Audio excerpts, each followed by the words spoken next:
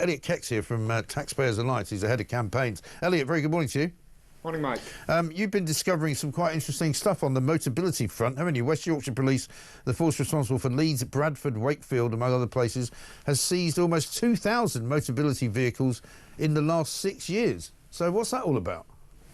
Yeah, and the number has actually doubled, so it's a problem that is escalating significantly, and that has gone up by far more than the number of Motability users has gone up, although that has also increased significantly. One of the problems we have is that police forces don't actually normally record when a vehicle that has been seized is linked to Motability, but West Yorkshire unusually do, and I think this speaks to the need for Motability and police forces to get much better at tracking these cars. These are ultimately taxpayer-funded cars, and we should know if they're involved in crimes. So is the suggestion that they've been seized because they've been involved in crimes then?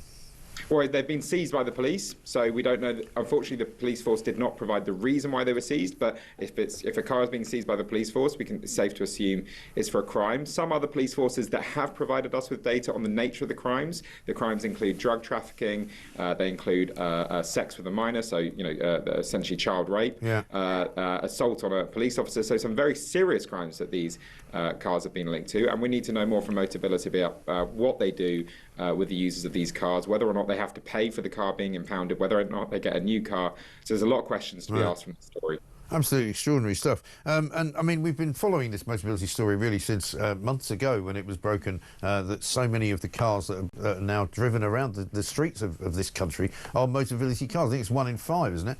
1 in 5 new cars, yes. 1 in 5 new cars is actually a Motability car, which is extraordinary. And also another story that came across the desk yesterday came from Guido Fawkes about the kinds of conditions that are listed by those currently on the Motability schemes, which include food intolerance, frozen shoulder, alcohol misuse, more slightly worrying, generalised anxiety, stress, depressive disorder, that's a big one, dyslexia, tennis elbow. There's 40 people driving around in cars because they've got tennis elbow. Unbelievable.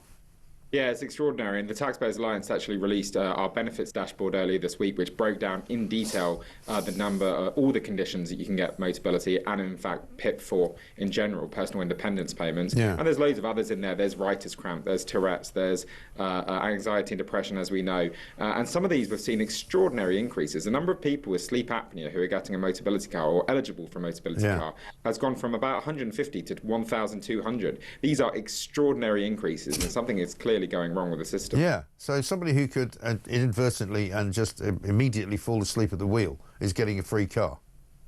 Yeah, well, I think sleep apnea is snoring and the like. So, but I mean, certainly there are real questions about whether or not you need a free car for some of these conditions. Eczema is another one, as you said, acne, even factitious disorders, which are literally a condition where you habitually make up being ill. So you're not actually sick, you just make up that you're sick. And there are a few of those people that are actually getting a free vehicle out of it. Yeah, right. And I mean, the biggest number is going to the people with depressive disorders, 7,460 cars. Doesn't sound like a great idea, does it?